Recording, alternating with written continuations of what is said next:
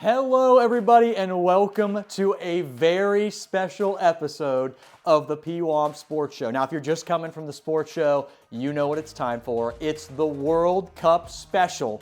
And I tell you what, everybody, this is one of the most anticipated World Cups of all time. 2026, we have three host countries, the United States, Mexico, and Canada. Now, by the way, when you are a host country, you automatically qualify for the World Cup. If you're not a host country, you have to do the old-fashioned route and qualify by winning big-time matches. So, let's get started by talking about this, though. Before we get to 2026, I want to take us back a little bit. 2014 was my favorite World Cup, and for the reason that it was my first World Cup that I watched very intensely. I was 15 years old.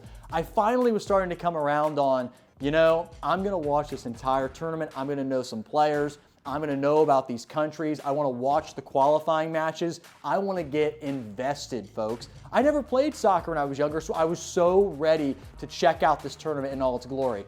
And guess what? We're going to take a quick look at something in just one moment, but I have to show you this first. This is the bazooka. This was the ball that was played with every match at the FIFA World Cup in 2014. First of all, the name, the bazooka. Are you kidding me? How iconic is that? The bazooka, ladies and gentlemen. It's amazing. But this ball was also very iconic for my friends and family because we played a lot of FIFA 14 World Cup edition. And I tell you, the commentary, it's like it was paid programming. They kind of just kept saying the bazooka whenever they possibly could. It's a goal, the bazooka, great pass with the bazooka. It was like, are you kidding me right now? DeMarcus Beasley, the bee's knees, puts the bazooka in the back of the net. But it's just iconic. I mean, look at that. There's the logo, you got the colors on it. It's just awesome. But what captured me from the first moment was the intro for the 2014 World Cup. Let's take a look at it.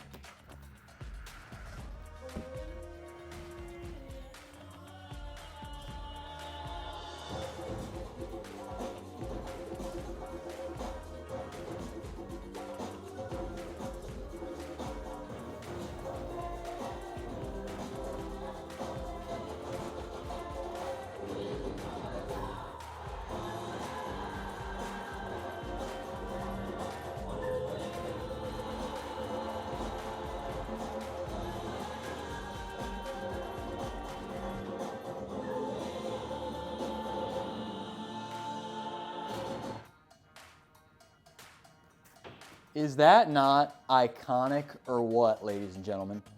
I mean, look at the wonder in the kids' eyes, okay? Look at the group of people playing beach volleyball. Look at them playing soccer, kicking it into the forest. The parrots go flying. You got a guy going down the street on his bike. There's a goal, there's a roar from the crowd. He nearly falls off his bike. Are you kidding me? When I saw this, I almost wanted to say, forget the match. I'm going outside and I'm playing soccer. This was the best World Cup intro of all time. And I said it is. But now, in my hands here, this is the ball for 2026. We've got the Trionda. And what we're gonna do is we're gonna look at the 2026 World Cup intro. Let's take a look.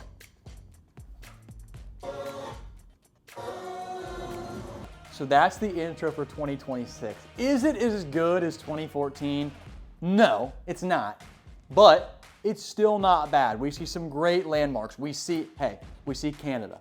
We see Vancouver. We see Mexico. We see the United States. We see the Santa Monica Pier. We see so many great locations and areas that are going to be host cities. You see people going nuts. And then you get to do, which I do like to see this, you see some of the legends, some of the icons that have shaped the game and have shaped the World Cup. I did think that was a very nice touch. But for now, before we dive into this, let's go to the next slide and we'll be back in just a quick second. 1, 2, 3, let's go. Hey, are you ready? It's time for the Pwamps Show. Hey, are you ready? It's time for the Pwamps Show. Hey,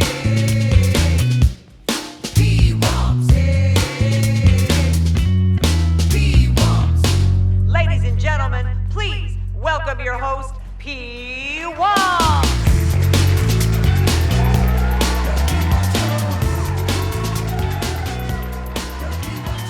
All right, everybody, it is time to dive in to this 2026 World Cup and get really in depth, everyone. So, for the beginners out there, maybe this is your first World Cup, just like 2015 was for me. Hey, we're not judging. Welcome aboard. This is a heck of a tournament. Let's tell you what it's all about and how it works. So, let's start with what is the group stage format. Now, in the World Cup, it's not called the first round. It's called the group stage. So here's what that is. 48 teams divided into 12 groups of 4. Now, 48 teams, that's 48 countries. Now, reminder, for the longest time now, teams have been playing qualifying matches to make it to these 48 teams.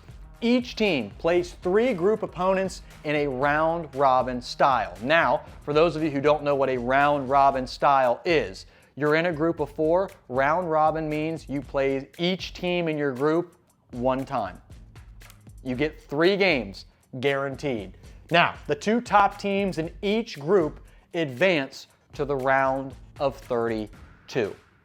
So you have to be in that top 32 to make it to the round of 32. The 8 third-place teams across the 12 groups with the most points also advance to the round of 32. Let's start with this. Winning at least 1 game is a requirement. You're going to need to win 1 game to make it to the top 32. Obviously, first and second, you're going through. You're good to go.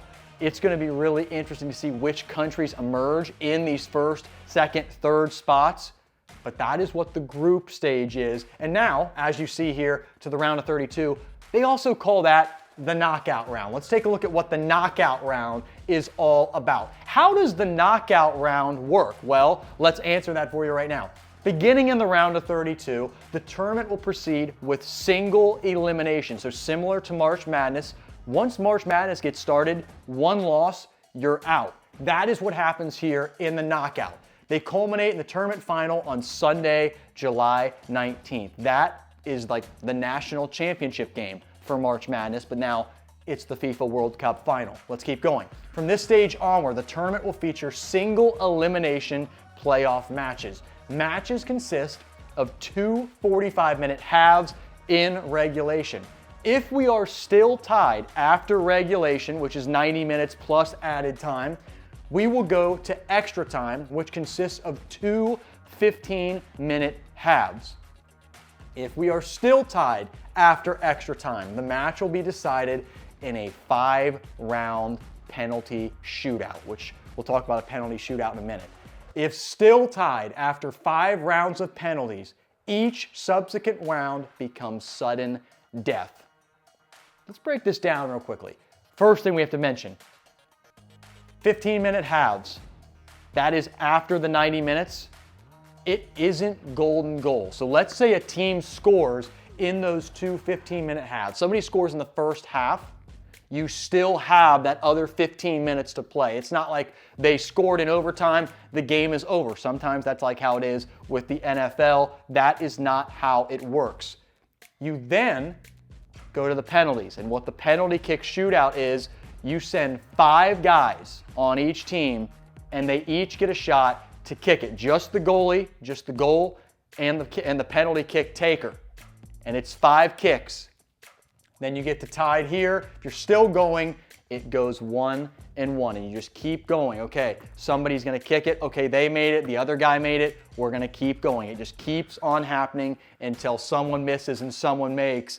Someone's dream is shattered, and someone has won a World Cup game or a World Cup. Let's keep it going here. Now, we've talked about the rules of the World Cup, but we've got all the countries on the board now. We're just gonna take a quick look. I'm gonna step off to the side here so everybody can kind of check out who is in the World Cup. You see Group A, Group B, C, D, and so on and so forth. We're gonna dive in depth to these groups in a second, but I just want you to see everybody that's in. There are some countries in here, you're probably like, whoa, they're a good football team? I had no clue. They're a good soccer team? I would never have guessed. But guess what? They've made a World Cup. Let's keep going. Now, we get to this next slide here, which is right here. We got to talk about the venues for the 2026 FIFA World Cup. a lot of American flags on there. Mexico has 3 locations. Canada has 2 locations. Let's break these down. Starting out, Seattle, Washington, Lumen Field, the home of the Seattle Seahawks. They are going to be a host venue.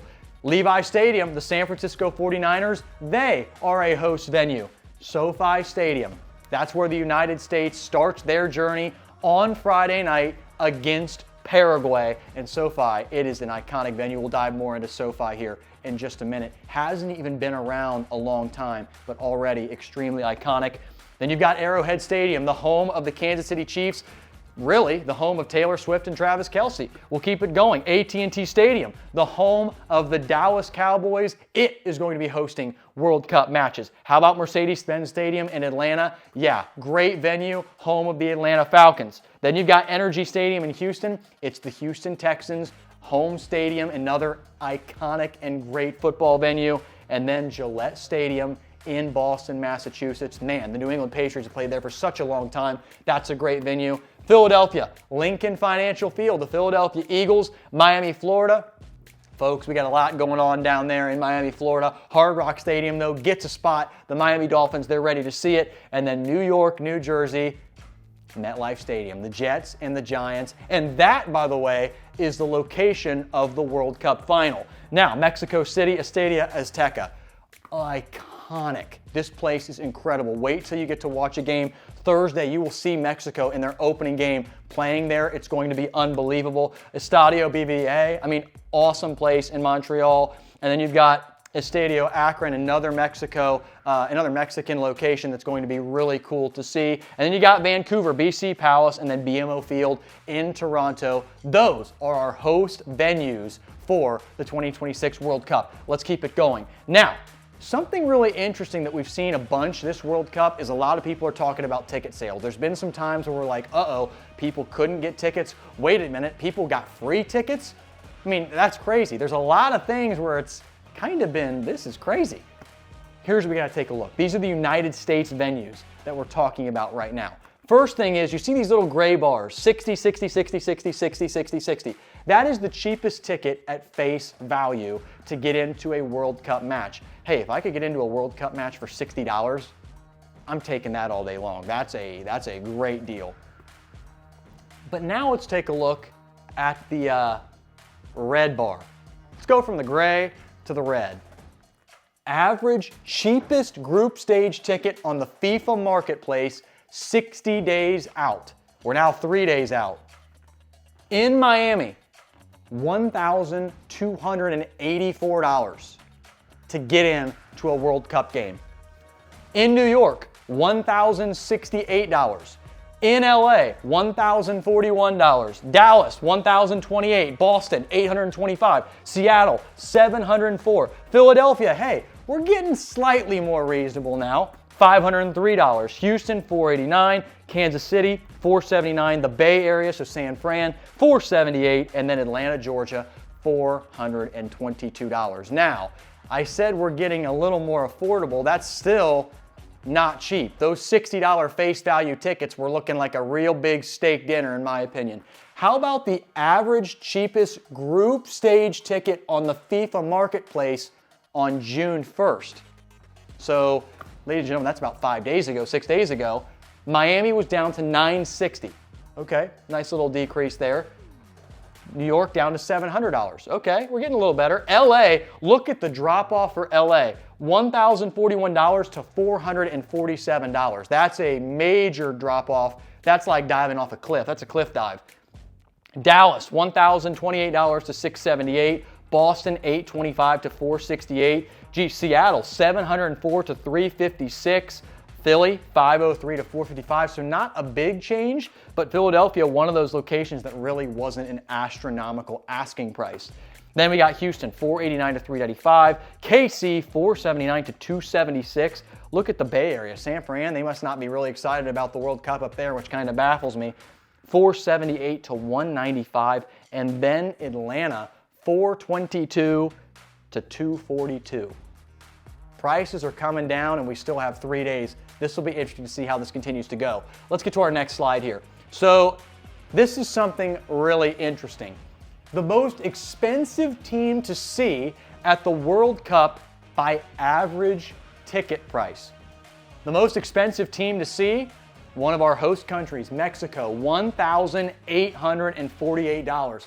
Portugal, they want to see Cristiano Ronaldo one last time, $1,391. Colombia, James Rodriguez, $1,298. Brazil, no Neymar, but Vinicius Jr., he's ready to go, $1,250. Scotland, $958. Argentina, Lionel Messi, $953. South Africa, $934. South Korea, $921. Spain at $884. And then we've got the U.S. at $857 as the average ticket price to see these countries in action at this year's World Cup. Let's keep it going.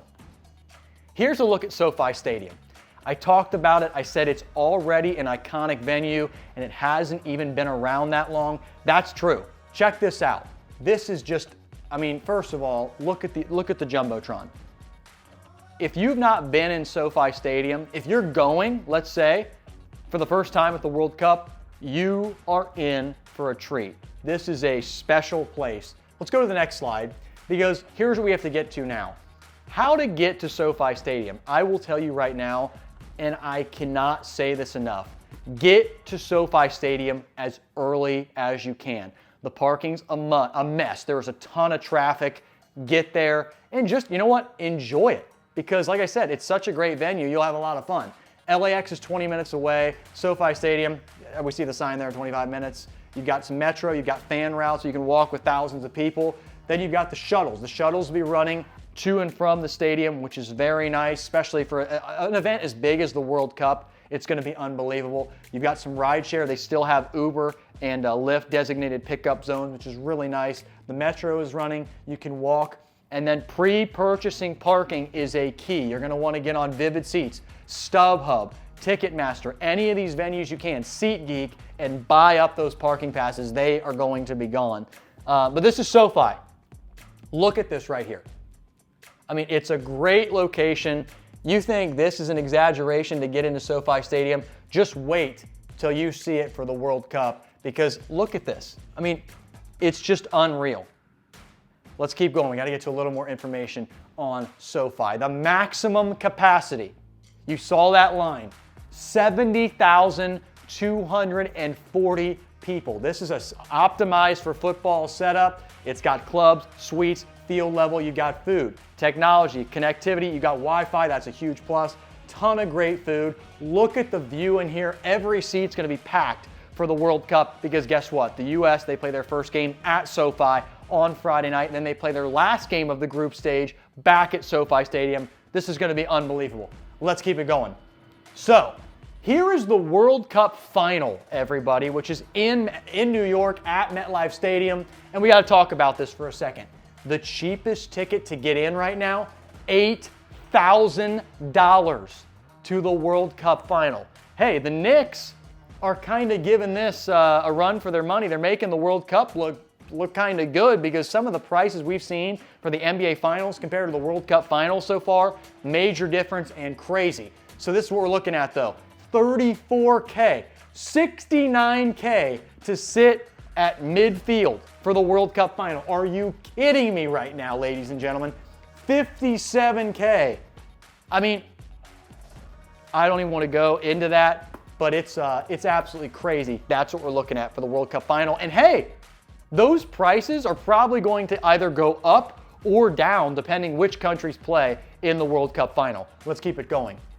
So, we're talking about jerseys now. Well, as they call them, kits. Team kits are a major deal when it gets to the World Cup. So, let's take a look at this. You've got the United States. We've got Lionel Messi rocking Argentina. We've got a great jersey right here for Spain. Are you kidding me? These look pretty awesome. So, those are just three. Let's go take a look at a couple more. Let's go to the next slide here because, whoa, we got even more World Cup jerseys now. You got Italy. You've got Algeria in here. You've got the Germans. You've got, this is crazy. Mexico's in there. Look at all these jerseys. This is what people love right here. This is what people love about the World Cup. You get to represent your country and you get to do it while having a blast. Yes, I'm rocking the United States, as you can see. and I'm having a very good time. Hey, I always like costumes. You know what? I got my jersey on me repping the U.S. I love it. I love it. I love it. And this is the time where all of you should get a jersey, rep your country, because look how awesome some of these are. Are you kidding me? These are really cool.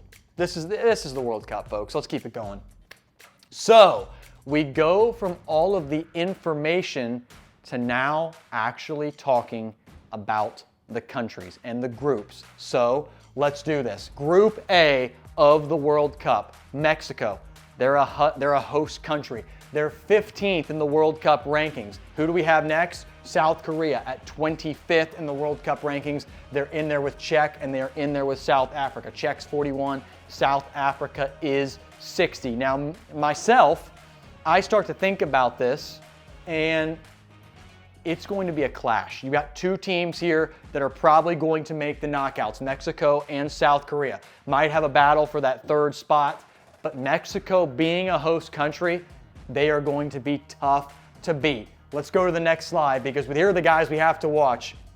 Gilberto Mora, 17 years old. He's ready to rise to the occasion. Can he take Mexico to the promised land as a host country in the World Cup? We're going to have to wait and see. This guy is a young beast who is ready to make it happen. Let's keep going. How about for South Korea? It's Son.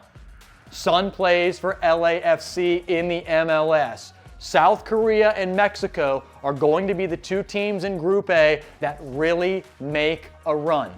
15th and 25th in the World Cup rankings. That is Group A. Let's get to Group B now and take a look at this. So you've got Switzerland at 19. Canada is 30th. Bosnia-Herzegovina is 65th. And then Qatar is in here at 55. Here's what we have to talk about. Out of the three host countries, Mexico, Canada, and the U.S., Canada is the only country that is not favored to win their group out of those three. They drew the Swiss, and the Swiss are a mighty fine team. They are precise, they make big plays, but so are the Canadians. Again, these host countries, they want to win these groups. Yes, I'm talking to you, United States. I'm talking to you, Mexico and Canada. You can bet I'm talking to you. Alphonso Davies, you got to show up and play well. But the Swiss are no joke. Let's talk about it and go to the next slide here. So, right here, Gernot Xhaka.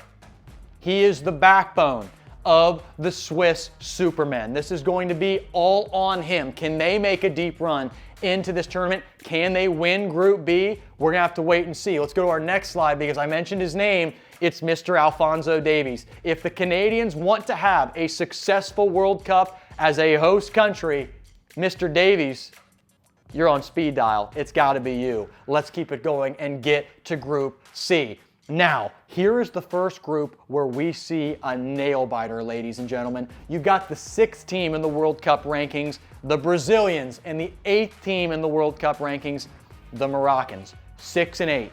You already hear those numbers and you think, okay, that's going to be a battle. And you're right, it's going to be a battle. One thing that is a real shame, you think of Brazil, I'll tell you right now, there is no Neymar. Neymar, he will miss the World Cup. But still, Brazil's a powerhouse. Morocco, they're a powerhouse. Scotland is in here at 43rd. And then Haiti sneaks into the World Cup at 83rd in the World Cup rankings. But we got to talk about players. Let's go see who we got for Brazil, who we're highlighting. It's Vinicius Jr. And I tell you, he is a young guy who can carry the country on his back. He's the guy. When you think of Brazil, you used to think of Neymar, like I said. He's now taken over that role. If the Brazilians are going to have the offense to make it happen in 2026, it's going to be right here on this man's shoulders. Let's keep it going. Let's talk right now as we go to Group D. And now we take a look at the United States. For the first time, we're back here as a host country, which is really cool. 16th in the World Cup rankings. Turkey, 22nd. Australia is 27th. Paraguay is 40th. The U.S. starts their World Cup journey on Friday night against Paraguay at SoFi Stadium. Folks, that's why this is such a huge game for the United States. Once again, look at the 4 teams. 16, 22, 27, 40. You're playing, based on the World Cup rankings, the worst country in your group. It's must win. It's must win. You have to rise to the occasion. Who do we need to rise to the occasion? Let's go to the next slide. Captain Christian Pulisic. Hey, he's been in the Premier League. He's been all around the world playing football. And now we have to see it happen on a World Cup stage. The pressure is on him. He said in the friendlies, though, he hopes this has silenced everybody, how he's performed. Now it's time. This is the biggest stage that you can get. Can he execute? I really hope so. Let's keep going. Now, Group E, it's the Germans. Germany is 10th. Ecuador, 23rd. Ivory Coast is 34th. Curacao at 82. So just like Haiti, we got Curacao in here at 82 getting into the World Cup. Germany, they're the front runners in this group. Who do we have for Germany? Let's go to our next slide and reveal it. Ladies and gentlemen, Jamal Musiala, another guy who can really freaking pummel the ball. There's so many weapons on all these teams, so to highlight just one player is very challenging, but Mr. Musiala, the Germans are counting on you. Let's keep it going. Group F, it's the Netherlands at 7th, Japan 18th, Sweden 38, Tunisia at 44. So we've got a group again this is interesting stuff here because they're not that far apart. When you don't have an 80 in there that you think, okay, well, it would take some real upsets for that 81st ranked team to really make a run. Anybody from here pulls off an upset, they're thinking, my Lord, we're into the knockouts. Reminder, all you have to do is you have to be in that 3rd position to feel like you have a chance to make it to the knockout round. You don't have to just now be in that 1st or 2nd position. You still have a little life if you get into that 3rd position. But the Netherlands are the team. Japan, the Japanese, they are another great football team. Let's talk about it though. Which guys are we highlighting here? You know who it is. It's Virgil van Dijk. He's outstanding for the Netherlands. If he is going to make it happen, they are very, very solid and they can make a run and maybe win a World Cup. Now we've got Group G, Belgium, Iran. Thinking of Iron Man, Tony Stark, what am I saying? Hey, Iran, they might turn into Iron Man and they might win this whole World Cup. Egypt, 29th. New Zealand in at 85th in the World Cup rankings. This is exciting. We've got, everybody knows New Zealand because of all the Middle-earth filming with Lord of the Rings, The Hobbit, but guess what?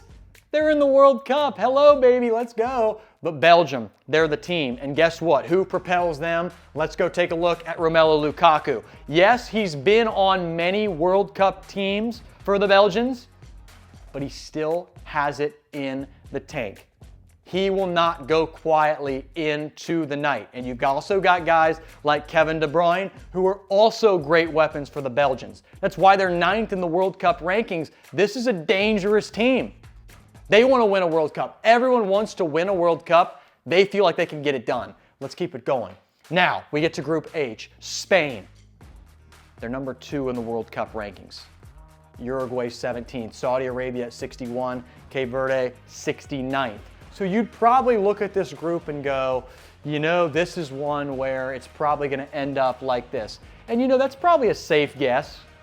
Spain wins it. They're 1st place in this group, Uruguay 2nd. And then maybe Saudi Arabia or Cape Verde flip. Heck, when these two play, that could be for a potential spot in the knockouts. But let's talk about Spain.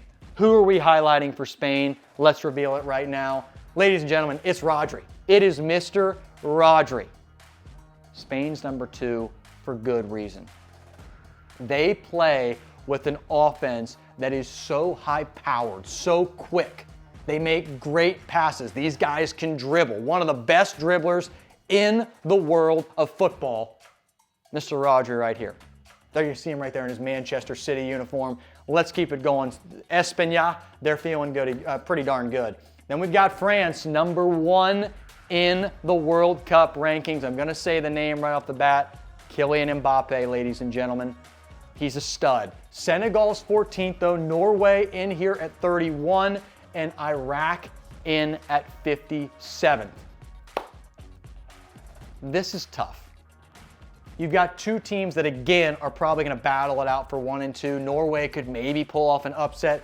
Iraq, going to have a tough time, but could potentially get into maybe this 3, possibly with an upset, get into the 2 discussion. But we're going to have to see how it goes because France is such a powerhouse. Let's go to the next slide. You already know who it is. It is Kylian Mbappe. He is a man who is filled with magic. So many iconic World Cup moments for Mr. Mbappe right here. He just scores. He makes plays when he has to. And guess what? He doesn't feel pressure. He's on another level. That is Kylian Mbappe. Let's keep it going. Now we get to Group J, and ladies and gentlemen, we introduce to you the defending World Cup champions, Argentina. They are 3rd in the World Cup rankings. Austria is 2nd, 24th in the rankings. Algeria at 28, Jordan at 63rd. Here's what I'm going to say. You see Argentina. Let's go to the next slide. Who do you think it is? Lionel Messi. One of the most recognizable people on the face of the earth. One of the best soccer players, one of the best football players of all time. Many would say the best. Some might say Cristiano Ronaldo gives him a run for his money, but I'm going to tell you, I'm on Team Messi. I think Lionel Messi's the best there ever has been. Okay? He makes things happen. In the clutch, there's no one better than this man right here. And the Argentinians, they are a heck of a football club, ladies and gentlemen. I cannot wait to see them back on the pitch and see maybe if they can win another World Cup and go back to back. It would be something worth seeing. Let's keep it going. Now we get to Group K. We go from Lionel Messi to Portugal. 5th ranked in the World Cup rankings. Colombia is at 13. The Congo in there at 46. And then Uzbekistan at 50th in the rankings. You go from Lionel Messi, you always hear the names together. Who is in there for Portugal? Let's go reveal it right now. It is this man, Cristiano Ronaldo. We just talked about him, the 2 GOATs of football. It's just every time you talk about football with whoever, it could be anybody. You just always, they know the name Cristiano Ronaldo. They know the name Lionel Messi. What's so unique about this World Cup, and it's actually kind of a sad note, folks, is this is probably the last time you're going to see Lionel Messi in a World Cup, and it's probably the last time you're going to see this man, Cristiano Ronaldo, in a World Cup. That's kind of a changing of the guard. What Cristiano Ronaldo, what Lionel Messi, what they have done for FIFA, what they have done for the football world is unbelievable. It really is.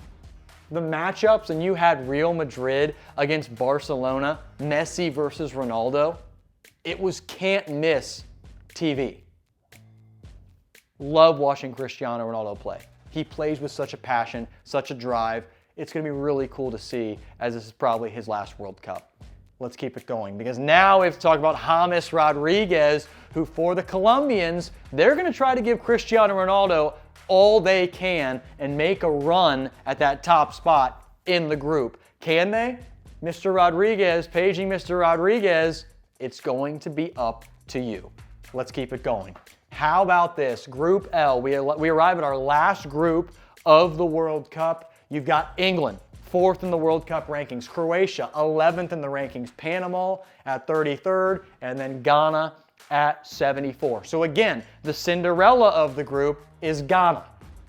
Can they get a win, maybe get into 3rd position and sneak into the knockouts? That's what we're waiting on, and we're going to try to see. Panama, Croatia, England, they're the other 3. But now we got to talk about the players let's take a look here at England's guy who has to do it. Folks, Harry Kane. I mean, look at that face right there. Yeah, he's kind of like, oh man, this really stinks. No, Harry Kane is a player. Ice in the veins for Harry Kane. Mr. Classy. Can't wait to see him on the field, on the pitch, see what he does for England. They are looking for a World Cup. They are hungry, everybody. But then you have to mention this man for Croatia. Let's go to the next slide. Luka Modric. He was phenomenal when Croatia made their semifinal run just a few World Cups ago. His final mission before retirement, folks, win a World Cup. Luka Modric, are you going to take Croatia and capture the glory? According to you, this is the last dance. Let's see what happens. Folks, the World Cup gets going on Thursday. Mexico kicks it off. But then we go from June 12th to July 19th, every day having football. This is a football player, a soccer player, whichever one you want to call it, it's their dream. That much football in a day, give it to me right now. I cannot wait. And I'll also tell you, I mentioned costumes. So I've got on here so there's that one, there's the Navy one, and then, oh yeah, we also got the goalkeeper jersey as well. You'll see more of that later in the shorts. I'll be rocking those as all these matches go on. But everybody, I hope you enjoyed this World Cup special. I hope you got a little bit of a flavor of what the World Cup is and how it works. Because again, I implore you, if you are a first-time World Cup spectator, a World Cup viewer, get into this tournament because it is fun. Hey, go out there and root for the underdog, root for the Cinderella. Yeah, you may have your host country or your country that you're representing and rooting on, but guess what? When you take a team like Haiti, who's 81st in the World Cup rankings, and you get behind them, and all of a sudden they score, and hey, maybe it's only 2 minutes that another team scores, and they're like, oh, we're not gonna do it. It is cool to be behind the Cinderella, though. Get in there, have fun, enjoy the tournament. All the games are on Fox Sports 1. You can watch all of them. Enjoy it. I hope you all enjoyed this special. And folks, take care. Talk to you all really soon.